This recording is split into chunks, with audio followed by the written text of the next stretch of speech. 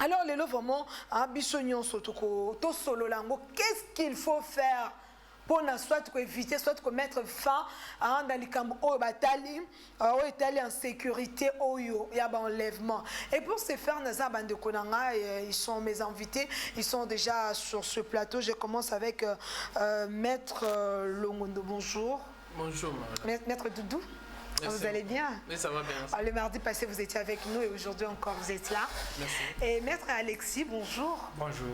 Aujourd'hui, on parle pas du droit, hein, même si les gens réclament. Les gens réclament aujourd'hui, c'est un sujet que nous concerne tous. Maître Alexis Nako Bandana Yo. Tozaba mboka lelo tokomo vivre, c'est comme si ceux qui toza na mboko ezango ya bisoté. C'est-à-dire tu sors le matin pour surtout bandeko baza au nzambe na pambolité pour que basomba mutuka to bimi mais aux suna kimiate surtout nous les femmes. Lecture ni nango zo sa na makamuna no tal non enlèvement en général avant que vraiment tokota na kati vraiment un sujet ngo.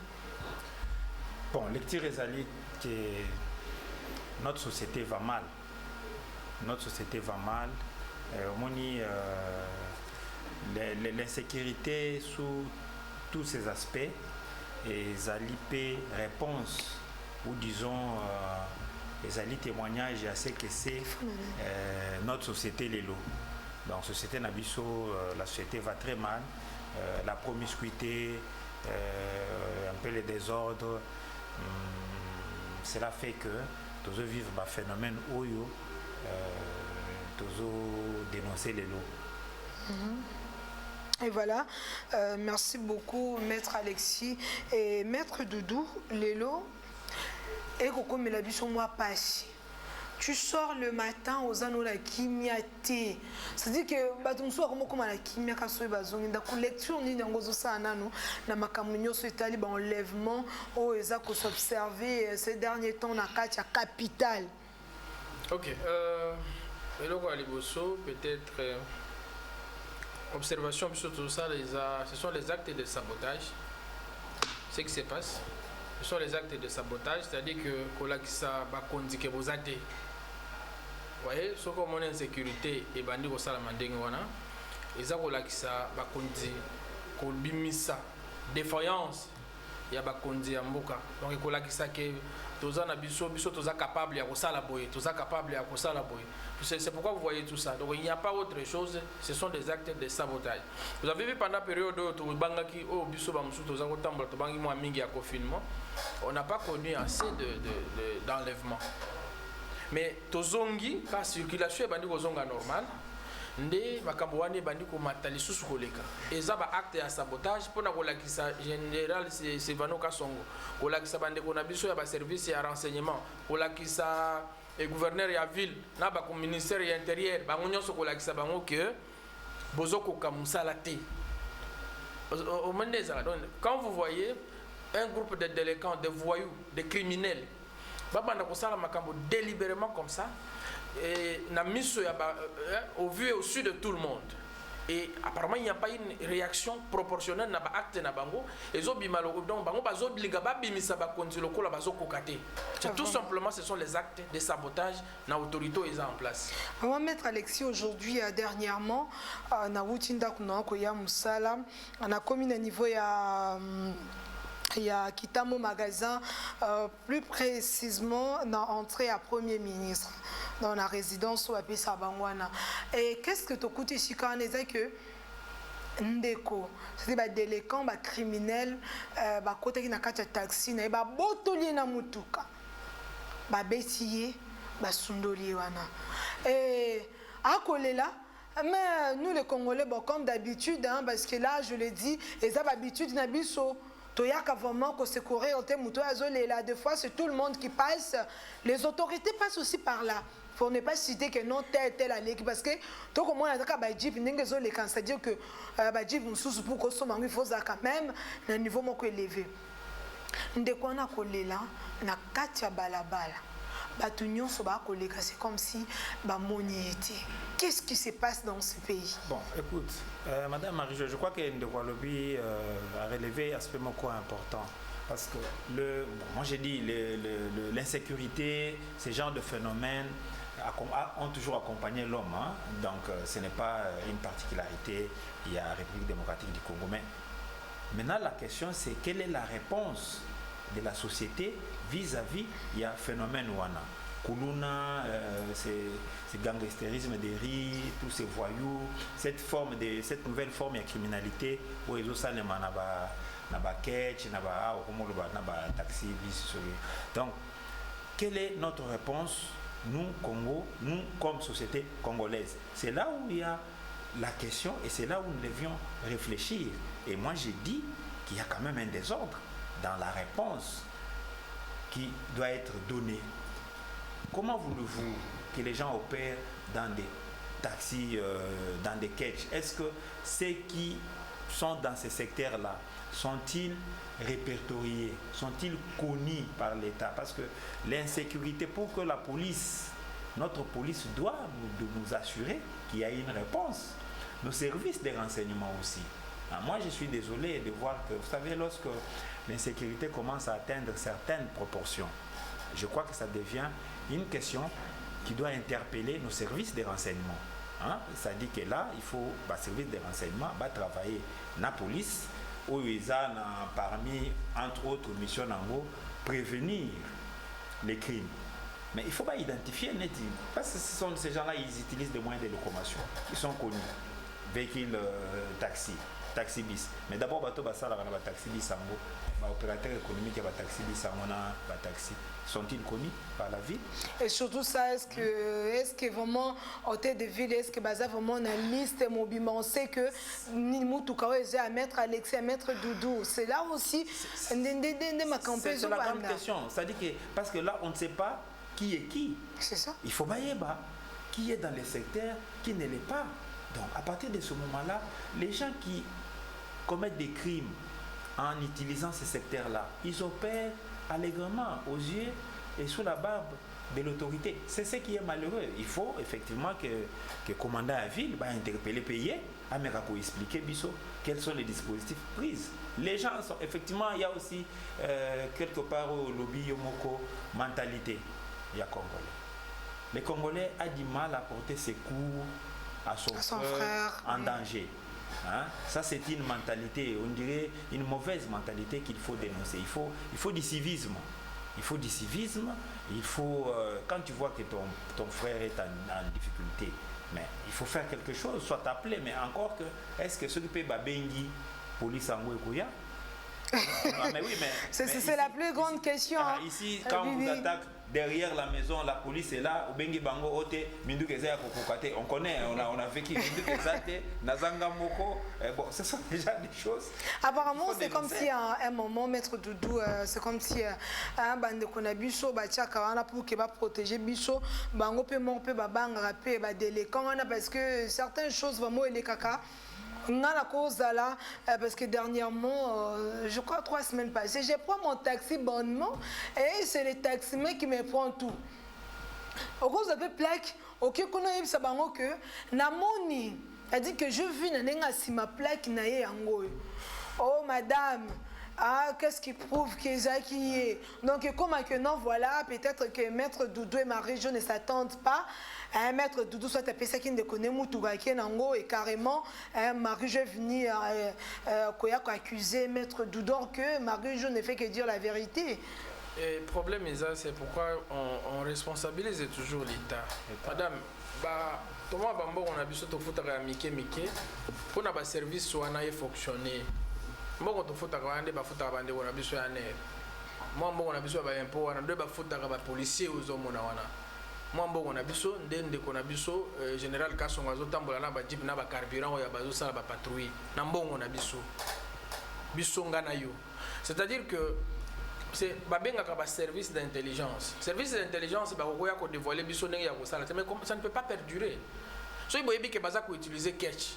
Mais bino pona ko contrer bango pour utiliser méthode ni no boyi ko sala pour mais ça va bloquer la sécurité peut-être pour dévoiler en côté mais ça ne peut pas perdurer parce que classe batangi la musala batangi la formation batangi les apona yango c'est-à-dire que yo yena gauche bango ba continuer à droite après bazuyo mais zo umela ka pona catch yo lobi makambo nani maître auti ko makambo ya contrôle oyo ya ba mituka madame tango ba bemisa makambo ya ba contrôle technique soko omoni mutuka oyo uti ko zwa document ya contrôle technique otali mutuka ngo keno ba uti osala contrôle c'est encore un problème mituka belo ezo tambola oyo bande ko wana bazo sala nango eza ba plaque ya mituka mususu réseau eza même banda na kati ya ba côté ya ba plaque ezobima baza na biso na ba maison na bango basala ba plaque parce qu'on ne peut pas comprendre avant ça la plaque eza identité makambo nyonso ba contrôler ka mutuka so ba plaque ya mituka na biso ebima ka ndenge nini so tango mutuka wana bokangi yango boye kota la plaque rien à voir volet jaune eloko mususu carte rose eloko mususu plaque eloko mususu. Et dans tout ça, suivez ça. Non, nous disons, c'est-à-dire quoi? C'est la responsabilité de l'État. C'est la responsabilité. Mettre à l'obaki partout na ba ville ya minene. Lokola ya Kinshasa boy. Toma babiloko ya ndenge wana, mais ça na proportion moko ezaka acceptable. Eza ndenge ya biso o tokomi na ngote. Obi motelemi na rezo banga est-ce qu'il na kokoma? Ba mususu ozui confiance bio matata na moto peut-être na moto angone makambo moko ne bazo bisi D2 moto azana simana bo matina ye oyebi tene ni boko suka na chauffeur na ye basali batuti na ba moto des fois ça devient très compliqué ça devient très compliqué alors service et intelligence service et nyonso il fait ça la musala wana moi bon on a biso to futaka est-ce que ezoko makuna te bo basala musala na bango ou bien balobi bo totala makambo ka ndenge zoke. Vraiment là j'ouvre mon téléphone Alpha Bianga, je crois que tu es déjà de l'autre côté. Qu'est-ce qu'il faut faire pour mettre fin surtout na l'enlèvement oyo to boite ki muyibi ezala nango mais batu lelo o batu ba ko bima moza la certitude te soko zonga malamu. Et comme le système au bima na mambongo na yo ebi te na za $200 na bima nanu na moi 50 comme ça moi ça 50 mo ke vana na ndapo on ne sait jamais. Et on doit retourner mutuna qu'est-ce qu'il faut faire l'état na biso par na bango ezanini par na biso pe population pe ezanini ça fait mal hein okoti na kata taxi oyebi kokofuta mbongo okoza kuna ekomilika mamunduki okota boye ekomilika mambeli et ce qui est pire encore baza enlever na bana mibali surtout nous ici Patrick Bowala kuta zaki enlever na téléphone na mbongo nyonso eke Alpha Mutombokutu na mbeli voire même ici mais quand même on est où là. C'est-à-dire que tu beta vraiment li solo to yeba qu'est-ce qu'il faut faire ngala fongo déjà ba téléphone bino ba oyo boko benga biso yebisa biso pona bino bande ko nyonso bozali ko na biso to ko sala nini pour que tu lutter contre makambo oyo to ko mona lelo et ko sala pasi ça dérange. Allô bonjour.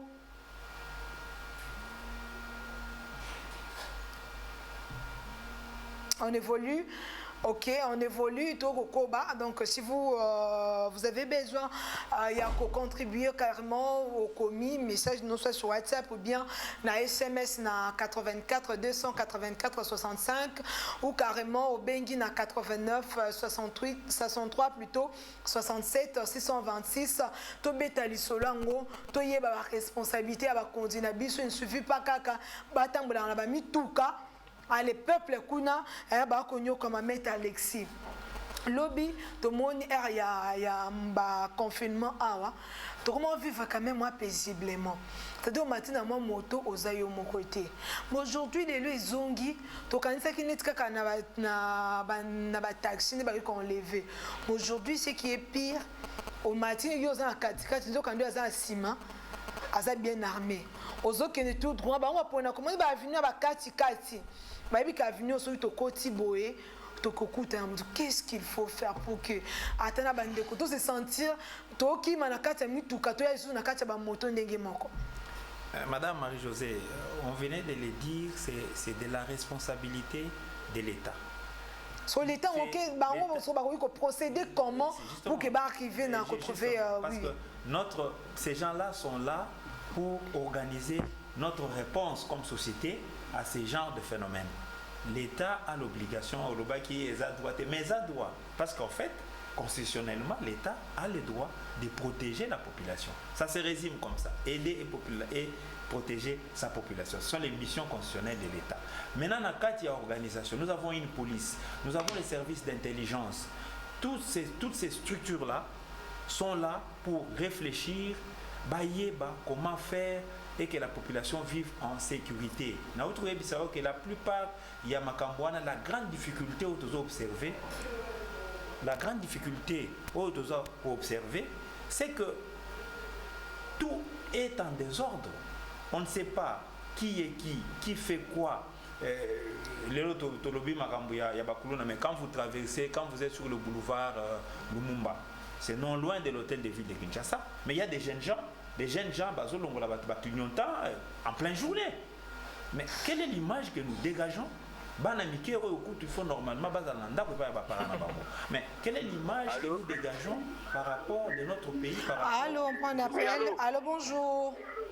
Ah, bonjour. Oui, papa, au bengue, puis comment on a dit? Na bengi bi na commune Njili ngai seme. Oui, papa, contribution na yo. Vraiment contribution na ngezani. Tamboko vraiment pena insécurité za na ya makasi be donc ko banda na ba konzi na biso mo makamona ba mona ngoti. Crime na RDC ko mi ko mata lokola ada ko corona ko te mata na ngoti. Mais crime pena ndizo mata makasi. Mutuna moi ba crime zo sala ma makasi. Vraiment tozana ba pena ba konzo pena ba yebi opération criminologique opération pena ba do pena ba do ba droguer ba tuana. Donc comme ko tambula na Congo lokolelo mususu. Donc et bana bazo mela yango bano bazana ba 12 ans, 13 ans, 14 ans. Vraiment mboki ke déjà na okupa côté ya sécurité pena ikufi. Donc on a quoi qu'on a pour nous bien après tout tanto pour nous loba ya mwana bafungula no miso na la service sécurité ya mboka na biso c'est baby. Donc on a zaina na besoin pour nous loba na pena wana pour une mission pena tout cas félicitations pena ba bilo ba bongo pour botaka tshaka yango. Merci beaucoup. Et voilà, on poursuit toujours notre tranche d'animation. Tokozwa bapel na bino toyo kape bino ni nyango bino boko kanisha maître Doudou a ebishibiso ya zokanisha maître Alexis akopesa pe likanisi na ye alors bino po bovanda bandako lelo o toko bi mama ba incertitude. Allô, bonjour. Allô. Bonjour. Allô. Bonjour Ndeko, matisama mungongo muke bengi wapi komo nani? Na bengi. Allô? Oui monsieur, toko yokayo. Allô? Oui monsieur, tozali koyokayo malamu. Allô? Nous vous écoutons s'il vous plaît. Merci maman. Na bengi bio na commune. Oui, je me présente, le nom c'est Jean-Marc. Hein? Oui. Bon, na bengi bino popo ndenge bozuba makambo ya sécurité na mboka. Bon, na part na biso neti ngai na baboye, base nyonso ya charge ya sécurité ya mboka eza na la police. Oko remarquer na ba makambo wana la police yemoko aza di nombre. Oko remarquer neti toza ba dossier na Njili brasserie. Ba chef coutumier bazoko botela bato babilanga bakomesa mapangu complicité na ba la police. Kaka bango moko leta yango baosa ba fanti bakangaka bato batia bato na makala muta ko samba te. Justice mboka ngo tozo bato ke l'état des droits. Tozo baté ote ko lobelo ko mo capital wana ki ba ministre baotambola na ba voiture baotambola parti par là. Ministre agriculture bon interpellé. Ba espace nyonso vert ko ya piteja dilanga e ko bandaku avant dini azolo belo côté ka tambola na ba kipi mama. Tozo ki neuf to suka wapi mama na ngai. Na ko sepela na mission ki to ko lobi oyo bo tu ni la bise question wana. Na site ya Njili Kilambo na site ya Lukaya na Njili Batterie côté ba osala izini ya régie des eaux. Abilanga zaki wana nyonso e ko bandaku. Ye ministre agriculture azolo belo côté aidi ba dossier wana te. Bon, mais quand tu rappelles pour les Camerounais, on sait pas la prochaine région, il y a mission à yo, la Robert en a suite. Merci maman. Merci beaucoup papa. Je comprends que papa a vraiment la makamunakata mutema lebi non na dégagé ngo continue avec les appels toyo kapé bino ba mettre bango pe ba lobby lokola ba imbo ka mutu na mutape sili kanisine bino pe quoi faire muteme kolela. Allô. Allô, bonjour. Bonjour papa, obengi wapi kombo nani? Bengi na commune ya Sele, kombo na Jean-Paul. Ah oui papa Jean-Pierre, votre contribution? Na bengi pona contribuer na makambo bolo ba insécurité ya mboka. Toki bozomona insécurité wana ezotonda na mboka ezouta na bakonzi na biso moko. Parce que bango bazofuta basoda bien te, c'est pour cela basoda même nde bazokota na ndaku ya batu pe bazokota na bataxi bisi mpona kosala ekiri wana ya bamalfaiteur mpona koyiba biloko ya batu. Soki otali même exemple na Pascal wana okomona babiro de bazoleka wana na bateni civil akoleka boya tuti yo na lipeka otelema ote yo oza dépense onini tout ça otuti mokonzi il faut les kaboy na amonio na mbongo akobenda yo ti na biro na bango ya bakati kuna po basuye yo bayiba mbongo nyonso yo zalaki nango après ba libérer. C'est que l'état na biso aza incompétent na ba problème nyonso za ko se baser na kati ya mboka. C'est pour cela ozomona ba manigance wana ezosalema parti ya bakonzi na biso baza kokipe soda na biso bato bazokengela biso malamu te yango wana bazobima na balabala kosala bamanigance wana. Merci Nasuki wana. Merci beaucoup papa pour votre contribution. Mutuna mutako pesa likanisi na ye par rapport ya lolenge nini yango to ko sala pona ko éviter makambo otali en sécurité na kati ya mboka lelo ba enlèvement ezui et mati. To bima to komo banga kozwa ba taxi. Et puis oye comme ça Alpha Mutombo azaki enlevé na Yash. Atabino moko. Allô, bonjour. Bonjour. Bonjour maman, obengi wapi kombo nani? Nabengi na kanko kolo kombo na mama Safi. Oui maman nanga contribution les années. Atuka yo regete makasi po biso tanto kolaka. Bamiyibi bazalaka. Mais basaki nani boloko moko boye. Na madimba baba nayi kokene kotia bango et puis baba nango lakisa bango misala nyonso tant moyibi akobima abandi pe mosala na ye mais nazo regrete mingi soki bango bazokoka te batinda bango na ngenge esika bazamba minene ezali basala bilanga so basali bilanga mbongo ekoti ebani kofuta bango bakolongola esprit wana mais leta na biso lelo ezosala nini yango nde nazaki contribution na ngai. Merci beaucoup maman depuis Kankokolo, j'en profite pour appeler ça bande konyoso bazali kolana biso na Kankokolo mbote. On reste avec quelques appels avant que tozonga na plateau pour chuter bande kobo benga bo pesa ba contribution na bino totika juste na quelques appels avant que to passer à autre chose parce qu'aujourd'hui toza vraiment na ba programme belé Alpha bien on prend un appel. Allô bonjour. Allô bonjour. Oui, papa Nanga. Il est parti. Allô. Allô, bonjour.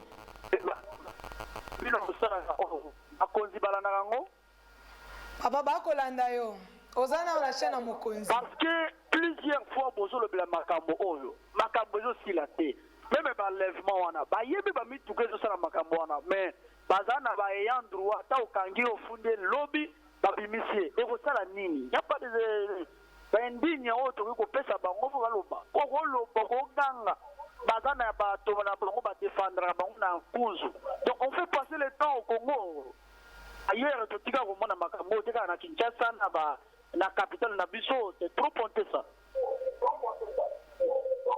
Merci pour la contribution. Merci beaucoup, papa. Déjà, papa, vraiment, Zana Kanda.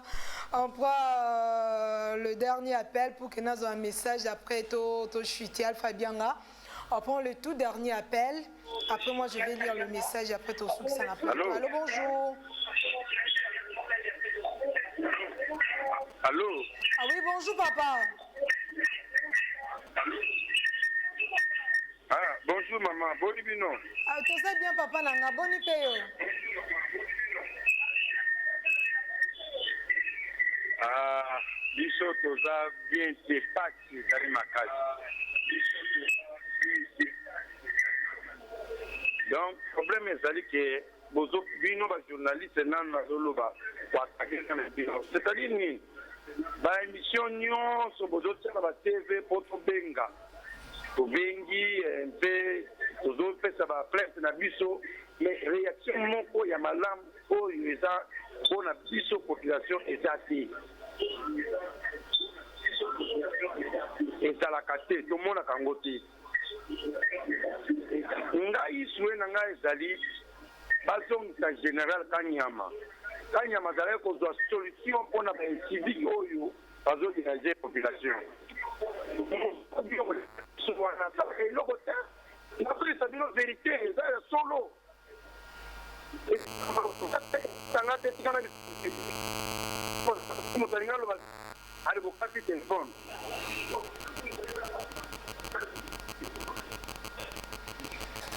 Merci beaucoup papa. Ok, merci. Je prends quelques messages avant que Tozong n'abuse sur votre plateau. Salut, matin de vainqueur. Moi, c'est Thérésia, depuis la commune de la Gombe. Pour Nangamboka et commune Asuka, Sokinzamba Kobate, Tena Moussou, joyeux anniversaire à bébé Joé, le bébé des mamans, Sandra. Merci beaucoup. Salut, matin de vainqueur, Likani Sinanga. Ezabo, est-ce que vraiment, Général Kassonga Yebi, vraiment, Moussala Naye, je vous suis depuis Kinshasa. Merci beaucoup. Salut, matin de vainqueur, sur moi, Monsieur Girès, Keposé Rambo, depuis Massina Petro Congo. Le problème d'insécurité se... Bon.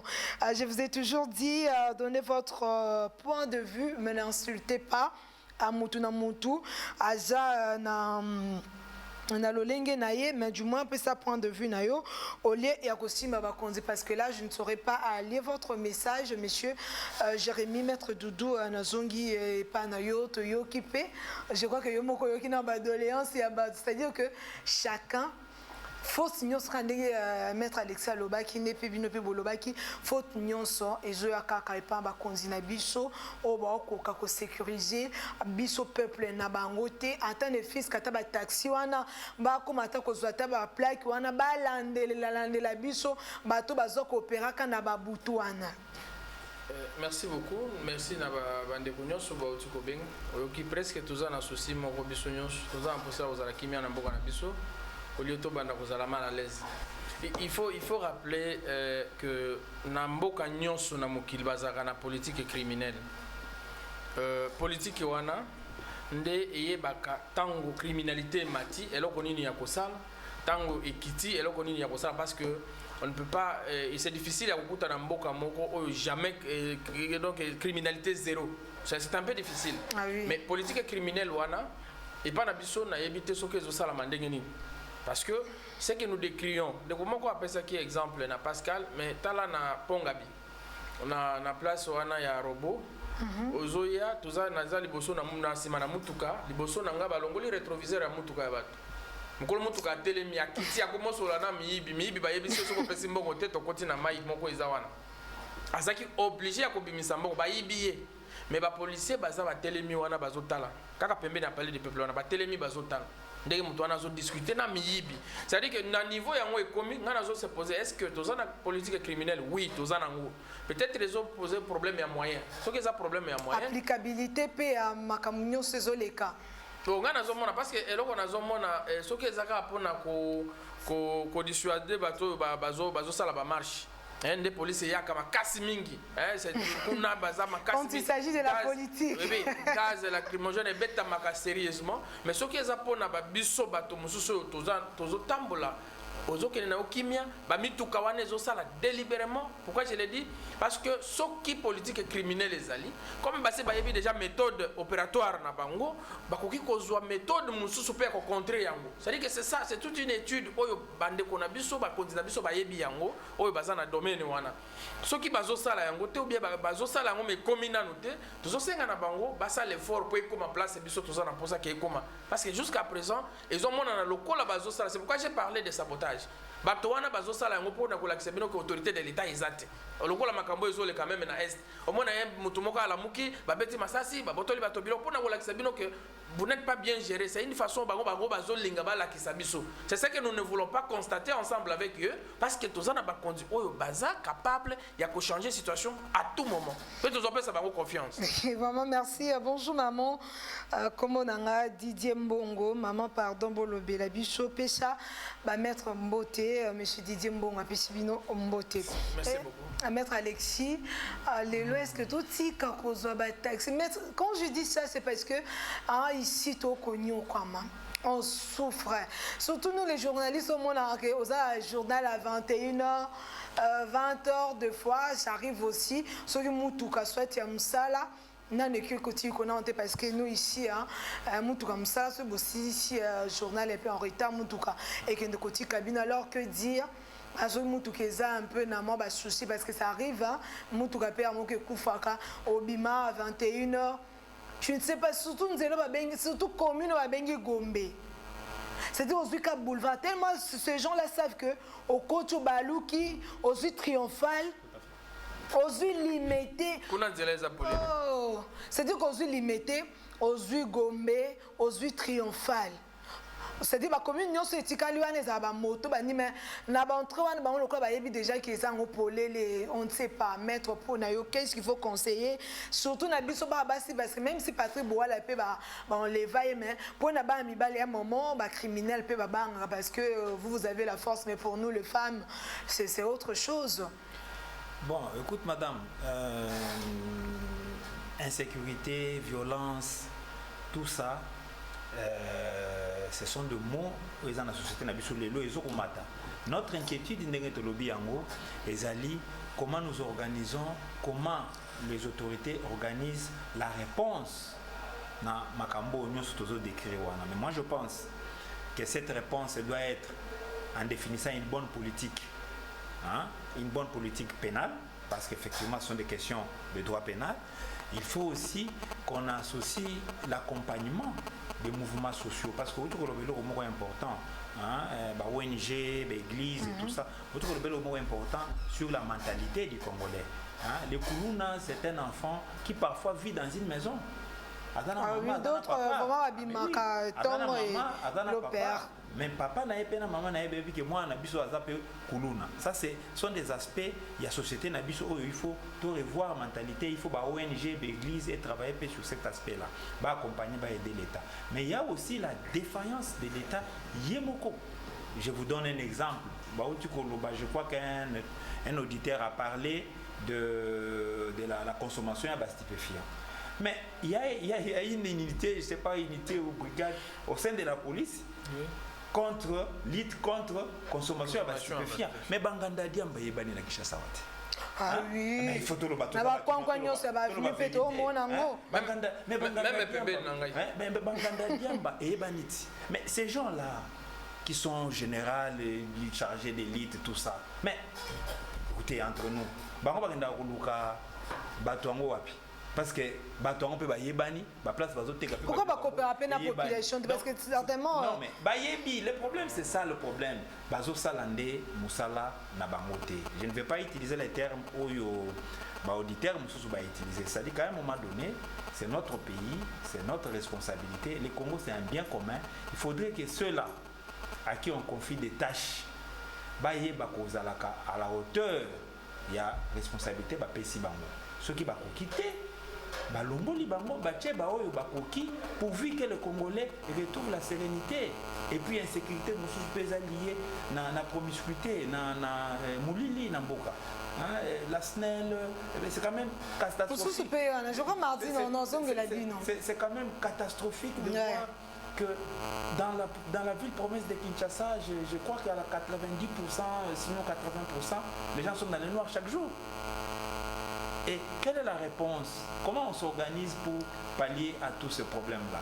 Donc voilà pourquoi j'ai dit il faut tout réorganiser réponse sociale dans Bisso. Il faut que Bakonzi Mboka, ça fait police en gros moyen parce qu'on ne voudrait pas toutefois ils ont la côté, ils ont la mobilité, tous les Ngambo la poste. Bon, ça c'est. Donc bref, on est habitué à une sorte de médiocrité. Et les gens se plaisent de ça. Dans l'entretemps, il y en a de nos frères et de nos sœurs qui meurent, qui perdent leurs biens. Et on ne peut pas continuer comme ça. Et je crois que le ministre de l'Intérieur, le vice-premier ministre en charge de l'Intérieur, Gilbert Kankonde, oui. Ezali domaine, Eza secteur, et on attend de lui, la population attend de lui une réponse. Vraiment, on poursuit en attendant que Claudie Pandi nous retrouve sur ce plateau. Je suis là quand Claudie Pandi sera ici. Je vous signale que ne nous quittez pas, nous sommes là parce qu'aujourd'hui nous avons promis que nous allons finir avec notre téléjeu Consos 2020.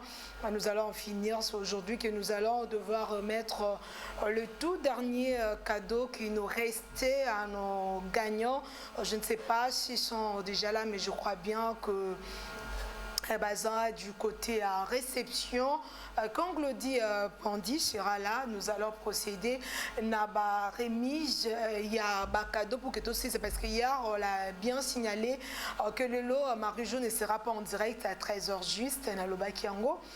Que lobby ezaki mukonanga suka bomolanga chaque jour na 13h non koleka non koloba, c'est-à-dire que lobby ezaki mukonanga suka pelelo nde Claudie Pandi akosilisa na bandeko na biso nyonso babetaki o bazwi tokopesa bango bakado oyo pasteur Amos Mbayoki Tenge ayebanaki déjà na kotindela bango. Alors Claudie Pandi, je t'attends sur ce plateau, mais en attendant nous on continue ici sur ce plateau. Alpha Bianga, avant que Claudie Pandi n'arrive, on peut recevoir ceux-là qui nous appellent. Alpha Bianga, avant que Claudie n'entre, tokoki kozobande comme soube bazana likanisha koloba yambwete Claudia Kota pour qu'après ça va remise et puis to chuter, c'est-à-dire qu'on est là sur le ngopé likanisha par rapport à sujet auto koloba. On continue le temps que Claudie Pandi a retrouvé Bisso sur ce plateau. Alpha Bianga okokipe déjà ko fongola téléphone tozwa bande comme susu o baza na Singapour ke toyo kapé bango insécurité leki nazali koloba toko bima noza certitude soko kozonga obima qui no bien mais soki comme rozonga soit obimi na oboye et surtout mettre Doudou ce qui mettons ce que batwana na tongo baza calme. Nathan au moins bango bana pâté, c'est-à-dire que au côté na taxi na yo mais comme à 17h 18h, c'est-à-dire que batunion soit boti ma papou na ebité soki basa ande ba changement ba mitukai soki mitukango ezade ba garage na bango soko ils attendent l'heure pour que ba no performant à ce phénomène vraiment écolé que la batu belé. Non mais mutu asala biloko wana za mayele. Par exemple, tu as battu Baba Kangaye, c'est-à-dire qu'il y a une aire de pointe, il y a une aire nino ba ko sala police. Alors comme monsieur zappé moi regret, ba numéro ba pesa kamizo ba numéro vert wana. Ngana sina benga na yebiti soki elekaka. Mais na meka autant de fois ba numéro ba la kisaka biso bo benga soki likambo ezali. On soki likambo komi benga numéro boema. Vraiment ngai na yebina soki elekaka. De deux, problème est à transport en commun. C'est encore un débat. Ce qui est l'autre zone, la taxi, la moto, la biso, yo lobina yas. Ce qui est plus grave, et ça qui na ba yas et comme ko sale mandengi wana. Tozala ki na nani na ba bato ba uta ki bazako utazana. Bazako zo ba train ya matete na oyo ya masina. Ba train ya matete na ya masina wana. Ele kaka lisusu te.